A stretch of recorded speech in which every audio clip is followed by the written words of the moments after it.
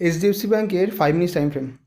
এখানে দেখতে পাচ্ছেন যে মার্কেট গ্যাপ ডাউন ওপেনিং হয়েছে, আর আগের দিনে কিন্তু এইচডিএফসি ব্যাংক একটা সুন্দর র্যালি দেখিয়েছে।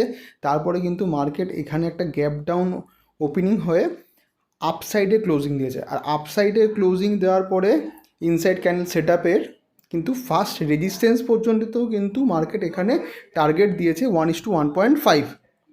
তো এখানে দেখতে পাচ্ছেন যে যদি আপনি প্রপার সেট আপ যদি নেন তাহলে কিন্তু আপনার টার্গেট পাওয়ার সম্ভাবনা অনেকটা বেড়ে যায়।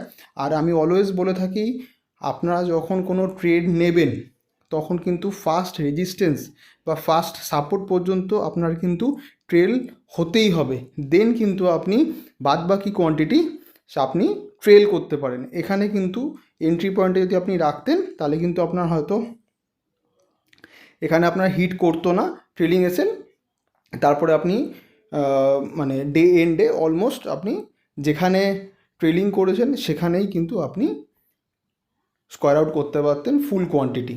তো যদি এখান থেকে আপসাইডে আরও বড় মুভ দিত, সেকেন্ড রেজিস্ট্যান্স পর্যন্ত যেত, ওয়েল অ্যান্ড গুড। আর ফার্স্ট রেজিস্ট্যান্স পর্যন্ত গেছে মানে আপনি এখান থেকে মোটামুটি ধরুন কেউ 500-এর যদি রিস্ক নেয় তাহলে কিন্তু 750 টাকার মতন প্রফিট সে এখান থেকে নিতে পারতো। আর যদি ফুল কোয়ান্টিটিতে, যদি ফার্স্ট টাইম যদি একদম পুরোপুরি বুক করতো ফার্স্ট রেজিস্ট্যান্সে, আর যদি কেউ ট্রেল করতো সেক্ষেত্রে কিছুটা হয়তো সে কম পেতো।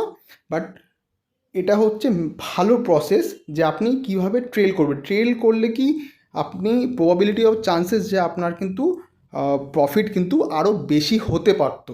বাট আপনি যখন ট্রেল করবেন না তাহলে কিন্তু আপনার প্রফিট লকিং হয়ে গেল, হয়তো ছোটো হবে বাট প্রফিট লক হলো। তো থ্যাংক ইউ সো মাচ। এই ভিডিওটা দেখে যদি কিছু হেল্প হয়ে থাকে অবশ্যই চ্যানেলটাকে সাবস্ক্রাইব করবেন, শেয়ার করবেন।